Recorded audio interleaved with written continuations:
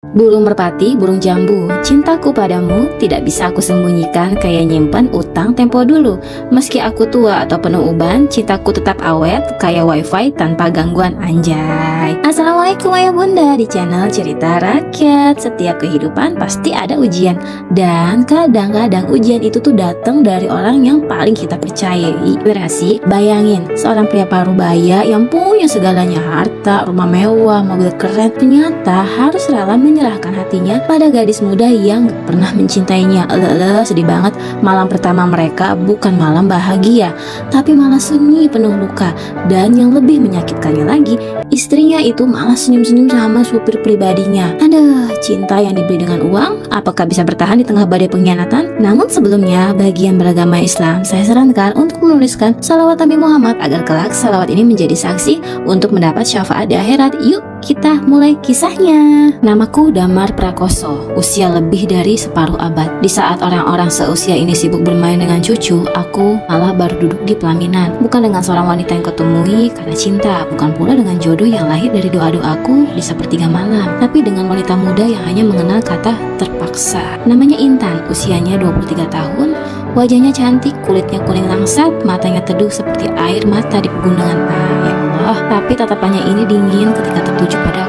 Dia tidak pernah tersenyum sejak hari lamaran hingga kami duduk berdua di pelaminan mewah di bawah lampu kristal dan taburan bunga mawar putih. Nikahan kami seperti sandiwara mahal. Semua tamu undangan tersenyum melihat gaun indah yang dikenakan Intan, melihatku mengenakan jas hitam dengan dasi abu-abu mengkilap. Tapi tak ada satupun yang benar-benar tahu betapa di dalam dada kami masing-masing ada badai yang sedang bergemuruh. Aku bukan pria tampan, apalagi muda.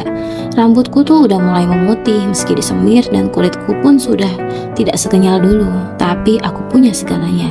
Kamu mau apa? Harta, rumah, bisnis, jabatan. Aku kira itu cukup untuk membuat seorang gadis mencintaiku, tapi ternyata aku salah. Cinta ternyata tuh gak bisa dibeli, meski dengan berlian sekalipun. Malam itu setelah resepsi, kami pulang ke rumahku. Rumah besar yang sunyi, para tamu sudah pulang, musik sudah berhenti, hanya suara detak jam dinding dan langkah kaki kami yang menggema. Kamar kami disiapkan seindah mungkin, ranjang besar, lilin aromaterapi, kelopak mawar berhamburan, dan sepotong minuman hangat di meja samping. Aku masuk lebih dulu, duduk di pinggir ranjang. Hatiku gugup seperti anak muda, bukan karena nafsu ya, tapi karena aku takut ditolak, aku sudah tua. Tak lama kemudian, Intan masuk dengan langkah ragu. Ia mengenakan gaun satin putih, rambutnya diikat rapi. Ia berdiri di ambang pintu, menggigit bibirnya. Aku tersenyum, mencoba ramah. Sungguh dia sangat menggoda di mataku. Duduklah Intan, ujarku lembut. Tapi dia hanya berdiri di situ, lalu menggeleng kepala. Aku capek, Pak, katanya singkat. Aku tahu itu bukan alasan yang sesungguhnya. Lalu aku mengangguk. Istirahatlah Intan. Dia berjalan ke sofa di sudut kamar, mengambil bantal dan selimut, lalu merubahkan diri di sana. Punggungnya menghadap ke arahku. Aku hanya diam. Ranjang itu terasa lebih dingin dari biasanya, meskipun suhu ruangan cukup hangat. Aku hanya menatap punggungnya, mencoba memahami. Mungkin dia butuh waktu, mungkin dia hanya malu. Tapi hatiku sudah retak di malam pertama. Paginya aku bangun lebih dulu, membuatkan teh hangat, meletakkannya di meja kecil dekat sofa tempat dia tidur. Aku ingin dia tahu, pun aku tua, aku bukan pria kasar. Aku akan mencintainya dengan cara terbaik yang bisa aku lakukan. Namun selama berhari-hari setelah itu, Intan tetap aja jaga jarak. Ia berbicara seperlunya, gak pernah duduk makan semeja denganku. Bahkan ia lebih sering menghabiskan waktu di taman belakang rumah, menatap kolam ikan, menyirami bunga. Seolah-olah aku tuh gak pernah ada di rumah itu. Aku mencoba sabar. Aku kirimkan bunga ke kamarnya, aku belikan tas dan sepatu bermerek yang sangat mahal. Bahkan aku ajak dia liburan ke Bali. Tapi tetap ia menolak dengan halus. Suatu malam, aku menulis catatan di buku harianku. Aku Damar, laki-laki tua yang baru saja menikah, tapi rasanya seperti membeli kesepian paling mahal dalam hidupku. Rumahku besar, tapi hatiku sempit. Aku kaya, tapi rasanya sangat miskin, karena wanita yang kupanggil istri tidak pernah menatapku sebagai suaminya. Malam-malam selanjutnya tetap sepi, tetapi aku tetap membiasakan diri menyiapkan sarapan, mengantar dia ke tempat kursus bahasa, bahkan menyuruh supir pribadi baruku menjemputnya dengan mobil terbaik di garasi. Kadang aku hanya berdiri di jendela lantai 2, menatap punggungnya yang berjalan pergi dengan langkah malas. Aku hafal cara dia memegang tas. Aku tahu bagaimana dia menarik nafas berat sebelum masuk ke mobil. Tapi aku memilih diam. Mungkin dia sedang belajar mencintaiku, namun semakin aku diam, semakin aku sadar rasa itu tidak pernah tumbuh. Dan jujur, aku mulai takut kalau aku hanya akan menjadi bagian dari rencana seseorang untuk keluar dari kemiskinan, dan aku hanyalah alat. Tapi di balik itu semua, ada bagian dari diriku yang masih berharap. Harapan bahwa suatu hari Intan akan menatapku, bukan karena terpaksa, tapi karena cinta. Dan harapan itulah yang membuatku bertahan di malam-malam paling sunyi dalam hidupku. Aku mulai terbiasa dengan keheningan. Sudah 3 minggu berlalu sejak malam pernikahan kami, tapi tidak ada yang berubah. Setiap pagi aku bangun lebih dulu, menyiapkan teh hangat dan roti panggang. Kadang aku sengaja menambahkan selai favoritnya yang pernah ia sebut di hari pertama kami bertemu, stroberi buatan rumahan. Tapi dia tetap diam, hanya berkata terima kasih singkat lalu berlalu. Kamar tidur kami masih hanya jadi tempatku sendiri. Intan tetap tidur di sofa pojok ruangan tersebut. Dia bahkan membawa bantalnya sendiri dari rumah lamanya. Katanya lebih nyaman. Malam-malamku sunyi dan aku hanya ditemani bunyi yang berdetak malas. Tapi malam itu sesuatu membuatku menghentikan pena di atas kertas. Aku mendengar tangis pelan namun nyata. Suara sesenggukan tertahan di balik pintu kamar mandi. Aku bangkit, mendekat perlahan. Suara itu berasal dari Intan. Ia berjongkok di sudut kamar mandi, memeluk lututnya, menangis sejadi-jadinya. Aku bisa lihat dari celah pintu yang sedikit terbuka. Saat itu hatiku seperti diremas, bukan karena marah, bukan karena kecewa, tapi karena aku tahu luka dalam dirinya lebih dalam dari yang terlihat. Dia tidak bahagia dan aku adalah salah satu alasannya. Aku tidak mengetuk, tidak menyuruhnya keluar. Aku hanya kembali ke tempat tidurku dan menutup mata, berpura-pura tidak tahu karena aku sadar mungkin ia sedang berbicara pada dirinya sendiri lewat air mata. Esoknya aku memberanikan diri bicara. Intan, kalau kamu ingin bicara, aku di sini, ucapku saat sarapan. Dia menoleh sesaat, lalu menunduk. Aku baik-baik saja, Mas, katanya pelan. Tak ada manusia yang baik-baik saja, Intan. Kalau setiap malam kamu selalu menangis sendiri. Ujarku tidak lagi bisa menahan. Ia diam lama, lalu meletakkan sendoknya dan berdiri. Aku harus pergi kursus, Mas, katanya cepat, lalu berjalan keluar tanpa menoleh. Mobil sudah menunggu di depan rumah. Supir baruku bernama Aldi membuka pintu dengan sigap. Aku mempekerjakannya karena dia terlihat cekatan, muda, dan sopan. Tapi belakangan aku merasa sorot mata Aldi pada Intan seperti berbeda. Ada getar yang aneh di setiap lirikan mereka. Tapi aku berusaha menepis pikiran buruk itu. Hari-hari berikutnya, aku makin jarang melihat Intan di rumah. Katanya kursusnya diperpanjang. Ada kegiatan luar ruangan. Bahkan malam pun ia kadang pulang larut. Ketika aku tanya, jawabannya singkat dan kaku. Kadang aku duduk di teras, menunggu lampu mobil menyala di kejauhan. Saat Intan turun dari mobil, ia hanya berkata elah lalu langsung masuk kamar. Anehnya, Aldi pun semakin percaya diri. Ia tidak lagi menunduk jika berpapasan denganku. Bahkan sesekali berani menyapa lebih dulu dengan senyum tipis. Sampai suatu malam, aku menemukan sesuatu yang tidak seharusnya kulihat. Aku sedang membersihkan ruang kerja kecilku di lantai 2. Sebuah map jatuh dari rak dan kertas-kertas berhamburan. Saat memungutnya, aku menemukan sebuah buku catatan tua. Bukan buku milikku. Aku buka perlahan, isinya tulisan tangan, kalimat-kalimat puitis tapi bukan tentangku. Tentang seseorang yang digambarkan muda, tampan, penuh semangat. Ada kalimat seperti, aku tidak mencintai suamiku, tapi aku menemukan hidupku di balik setir mobilnya. Aku gemetar. Saat membalik halaman, ada foto kecil diselipkan. Potongan gambar dari sisi belakang mobil. Intan duduk di kursi depan. Wajahnya tertunduk, tapi tangannya menggenggam tangan Aldi yang menyetir. Dadaku sesak. Malam itu, aku kembali tidur lebih awal, bukan karena lelah, tapi karena hati ini seolah ingin mati pelan-pelan. Aku memeluk bantal sendiri, memejamkan mata, berusaha menerima kenyataan bahwa mungkin aku sedang hidup dalam rumah yang hatinya udah kosong. Besoknya aku tidak bertanya, tidak mengkonfirmasi, tidak mengusir Aldi. Aku hanya menyuruhnya antar Intan seperti biasa. Aku bahkan sempat memberinya amplop gaji tambahan karena kerja kerasnya. Ia terdiam sejenak saat menerima, matanya seperti ragu, tapi tetap menerima dengan senyum. Malamnya, aku mengintip dari jendela atas. Mobil berhenti di depan rumah seperti biasa. Tapi kali ini tidak langsung masuk. Intan dan Aldi berbincang cukup lama. Lalu aku melihat Aldi mengusap pipi Intan. Tangannya menyentuh lembut dan Intan tidak menolak. Aku terduduk di lantai. Nafasku berat, tapi aku tidak marah, tidak juga menangis, karena hatiku sudah hancur jauh sebelum malam itu. Dan mungkin aku hanya terlalu berharap pada cinta sejak awal yang tidak pernah ada. Awalnya aku aku tidak terlalu memperhatikan Aldi. Ia datang sebagai pelamar kerja biasa dengan baju rapi, rambut disisir ke belakang dan senyum sopan. Aku butuh supir karena supir mobil pribadiku sudah lama tak kugunakan lagi. Usia membuat tanganku tak secepat dulu, mataku tak sejelas dulu. Maka saat Aldi menunjukkan surat lamaran dan mengangguk hormat, aku menerimanya tanpa pikir panjang. Aku ingin seseorang yang bisa menjaga dan mengantar istriku dengan aman, kataku saat wawancara. Siapa? Saya akan jaga Bu Intan seperti adik saya sendiri, jawabnya. Kalimat itu yang paling menyakitkan kini yang aku ingat. Hari-hari awal Aldi bekerja tampak biasa. Ia datang pagi, membersihkan mobil, memanaskan mesin, lalu menunggu di depan pintu hingga Intan keluar. Kadang aku berdiri di balik tirai dan melihatnya membuka pintu mobil dengan gaya sedikit berlebihan, seperti seorang pria muda yang ingin membuat kesan. Tapi aku berusaha berpikir positif. Kupikir mungkin aku yang terlalu curiga, mungkin Aldi yang hanya ingin bersikap profesional. Tapi sayangnya, aku tak tahu kapan sesuatu tak lagi sekedar pekerjaan. Senyum Intan perlahan berubah.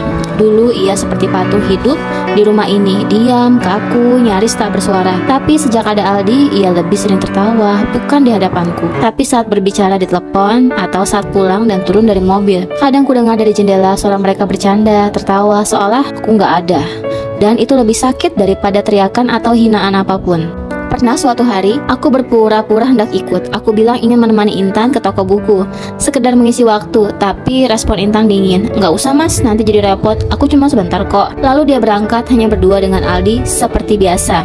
Waktu itu aku tak tahu kenapa perasaanku begitu hancur. Aku pria tua ya, aku tahu itu. Tapi aku kan suaminya, aku yang menikahinya secara sah. Aku yang menafkahinya, memberi ruang, memberi rumah, makanan, pakaian, dan segalanya. Tapi sejak kapan aku tidak lagi punya tempat di hati Intan? Dan Aldi, pria muda dari kampung sebelah, supir yang gajinya berasal dari aku, tiba-tiba menjadi tempat berlabuhnya Intan. Aku nggak bisa terima itu. Puncaknya terjadi pada hari Sabtu sore. Aku pulang lebih cepat dari biasanya. Rapat dengan rekan bisnis dibatalkan karena hujan deras di kota. Ketika sampai di rumah, aku melihat mobilku tak di garasi, tapi kulihat sepasang sepatu wanita milik Intan masuk di pintu depan. Hatiku mencelos. Aku naik ke lantai 2, menyusuri koridor panjang dan berhenti di depan jendela yang mengarah ke taman belakang. Aku menyingkap tirai perlahan dan saat itu dunia itu serasa berhenti untukku. Di balik kaca mobil yang terparkir di pojok garasi taman, kulihat Aldi dan Intan duduk di kursi depan. Awalnya mereka tampak bicara seperti biasa, tapi kemudian Aldi menyentuh tangan Intan dan Intan membiarkannya. Bahkan takan di kepala di bahu pria tersebut. Aku membeku. Aku tak tahu harus apa. Ingin rasanya aku berteriak, ingin rasanya membanting pintu, ingin rasanya memecahkan jendela kaca itu dan menampar kenyataan. Tapi aku hanya bisa berdiri, menatap, menggigit bibir, dan perlahan aku mundur. Aku tidak ingin menyaksikan lebih. Aku masuk ke kamarku, duduk di kursi meja, membuka buku catatanku, dan untuk pertama kalinya aku menulis bukan dengan pena, tapi dengan air mata yang menetes di atas kertas. Jika cinta hanya datang pada masa muda dan segar, maka biarlah aku yang tua ini membusuk dalam diam. Karena aku tuh gak sanggup memaksa hati yang tidak pernah memanggil namaku dengan tulus. Malam itu aku tidak tidur di kamar. Aku turun di ruang tamu, tidur di sofa, menyelimuti diriku dengan jaket lama. Angin malam menerpa dari sela ventilasi, tapi dingin ini justru lebih hangat daripada tempat tidur yang sudah lama tidak disentuh oleh cinta. Besok paginya, aku tidak mengatakan apapun pada Intan. Dia keluar dari kamar dengan wajah seperti biasa, bahkan bertanya ingin sarapan apa. Aku hanya menjawab apa saja, lalu masuk ke ruang kerja. Dan hari itu aku mulai menulis surat yang panjang berisi tentang hatiku, tentang rasa yang sejak awal ingin mencintai tapi tak pernah diberi kesempatan, tentang harapan yang kubangun lalu hancur sendiri, dan tentang keputusasaan terakhirku untuk menghilang. Aku tahu cinta tidak bisa dipaksa, dan aku sadar kebahagiaan tidak selalu kudapat dari orang yang aku cintai. Mungkin membiarkan mereka bersama adalah bentuk cintaku yang paling terakhir. Hari itu hujan turun pelan, udara pagi membawa aroma tanah yang baru tersiram. Aku duduk di ruang kerja kecilku, menatap jendela yang penuh berkabut. Tanganku memegang secangkir teh, tapi tak benar-benar aku minum. Rasanya semua terasa hambar. Intan belum bangun. Biasanya jam segini dia sudah bersiap. Tapi sejak semalam aku mendengar langkah kakinya baru kembali melewati lorong. Hampir tengah malam. Aku tak bertanya, bahkan aku tak keluar kamar. Tak ada gunanya lagi mempertanyakan sesuatu yang jawabannya sudah ku tahu. Aku berdiri melangkah ke kamar, membuka laci lemari dan mengambil amplop coklat. Isinya surat yang kutulis selama 3 hari berturut-turut. Rapi, tertata, datar. Tak ada kemarahan, hanya kebenaran. Juga kutambahkan buku kecil tempatku menulis puisi yang selama ini kusimpan di bawah bantal. Biarlah dia tahu bahwa di balik wajah tuaku ada cinta yang tidak pernah tumbuh, tapi juga tak pernah mati. Kuletakkan amplop itu di atas meja riasnya, lalu kutuliskan satu kalimat di bagian depannya. Untuk kamu yang kucintai diam-diam, walau tak pernah menginginkanku hadir. Aku melangkah keluar rumah, tak ada yang tahu, tak ada yang kusuruh mengantar. Mobil tua milik almarhum ayahku sudah lama kupelihara sendiri di garasi belakang. Hari itu, mobil itu membawaku pergi, tidak ke kantor, tidak ke villa, tapi ke rumah tua pinggir kota, rumah peninggalan ibu, tempat masa kecilku. Tak seorang pun tahu keberadaanku. Ku memutus hubungan semua jaringan. Kartu ponsel ku patahkan, laptop ku letakkan di rumah. Aku ingin menghilang, bukan karena lelah, tapi karena aku sudah cukup. Aku ingin memulai bab baru, walau mungkin hanya ada beberapa halaman tersisa dalam hidupku. Hari-hari berlalu, aku mulai beternak ikan kecil di kolam belakang, menanam sayur sendiri, berbaur dengan anak-anak kampung. Mereka tak tahu siapa aku, hanya memanggilku Pak Tua dari ujung jalan. Setiap malam aku duduk di teras rumah, menatap langit, mengucap doa tanpa nama, tapi di hatiku masih ada wajah Intan yang kadang terlintas sebagai bayangan lewat di air sungai. Sampai suatu hari tubuhku tak kuat lagi. Batuk yang semula biasa berubah menjadi sesak. Dokter desa bilang paru-paruku mulai rusak. Umurku tinggal menunggu waktu. Aku hanya tersenyum dan bilang, aku sudah hidup cukup lama, sudah cukup luka, dan sudah cukup cinta, bahkan yang tidak dibalas sekalipun. Sebelum benar-benar tak sanggup berdiri, aku menulis satu surat terakhir. Surat itu kuamanahkan pada kepala desa untuk kukirimkan ke pengacaraku di kota, yang selama ini masih menyimpan salinan wasiat dan dokumen warisan. Dalam surat itu kutuliskan satu pesan penting, kan semua hartaku, seluruh aset, dan rumah di kota kepada panti asuhan yang pernah kudatangi dulu. Rumah itu bukan untuk wanita yang mencintai pria lain, tapi untuk anak-anak yang tahu rasanya dicintai meski nggak punya siapa-siapa. 2 minggu kemudian, tubuhku ditemukan di atas kursi rotan di teras rumah. Mataku terpejam, senyum tipis di bibir, tangan masih menggenggam buku puisi yang kutulis untuk Intan. Aku pergi tanpa banyak suara, tanpa pesta, tanpa pelayat, tanpa berpakaian hitam. Hanya angin, langit, dan burung-burung pagi yang jadi saksi. Beberapa minggu setelahnya, kabar kematianku sampai ke Intan. Ia datang ke kantor pengacara bersama Aldi. Mungkin ingin mengambil warisan, tapi yang mereka terima hanyalah sebuah kotak kayu kecil, isinya buku, puisi, pucuk surat, dan foto kami saat menikah. Satu-satunya momen di mana aku terlihat tersenyum penuh harapan, dan narasinya seperti narasi hatiku. Intan, aku tahu kamu tuh gak pernah mencintaiku, dan aku tak akan pernah menyalahkanmu. Kau masih muda, cantik, dunia terlalu luas untuk dibatasi oleh dinding rumah kita. Tapi tahukah kamu, selama kita hidup bersama, aku benar-benar mencintaimu, Intan. Bahkan di malam paling sepi pun, aku tetap berdoa untukmu. Bahagialah, tapi bukan dengan harta peninggalanku. Karena cinta sejati bukan tentang warisan, tapi tentang siapa yang kau tangisi saat ia tidak lagi ada. Intan menangis saat membaca surat itu, tapi semuanya sudah terlambat. Ia berdiri di depan gerbang panti asuhan yang kini direnovasi besar-besaran berkat hartaku. Di sana anak-anak yatim menyebut namaku dengan doa. Mereka tidak pernah bertemu denganku, tapi tahu bahwa seseorang mencintai mereka dari kejauhan. Seseorang yang tidak meminta balasan. Aldi berdiri di samping Intan, tapi tidak lagi memegang tangannya. Mungkin di hatinya pun ada sesal yang tidak bisa dibayar dengan apapun. Aku memang telah pergi, tapi aku pergi dengan tenang, karena pada akhirnya aku memilih untuk tetap mencintai meski tidak pernah dicintai kembali. Dan aku tahu di langit sana tak ada cinta yang sia-sia jika dilakukan dengan tulus. Tamat. Pesan dan nasihat dari kisah ini, cinta yang tulus tidak selalu harus dimiliki ya guys. Kadang mencintai dalam diam itu justru jadi bukti paling dalam tentang ketulusan hati. Tapi jangan pernah loh kalian nyanyain orang yang mencintai kita tuh 10 jiwa, apalagi hanya karena usia, rupa, atau harta. Karena ketika mereka pergi, penyesalan tidak bisa membeli kembali kehadiran mereka. Jangan permainkan hati seseorang yang tulus, apalagi jika ia tidak banyak menuntut. Belajarlah mencintai karena kebaikan, bukan karena kemewahan. Dan ingat, orang yang paling mencintaimu bisa jadi adalah orang yang paling sering kamu abaikan. Jalan-jalan ke kota Malang, beli bakso pedas pakai cabai terbang, anjay. Kalau kisah ini bikin hati kamu jadi syok dan bimbang, yuk like, komen, dan subs biar hidup kita makin tenang. Kalau suka cerita yang bikin hati bolak-balik kayak dompet di akhir bulan, jangan lupa tekan tombol subscribe sekarang juga. Yuk Sobat Budiman, like biar semangat aku bikin cerita makin pecah. Komen kalau kamu pernah ngerasain cinta yang tak berbalas, dan subscribe biar gak ketinggalan drama kehidupan yang penuh hikmah. Sampai jumpa di kisah selanjutnya, channel Cerita Rakyat, suara hati orang-orang yang diam tapi dalam. Bye.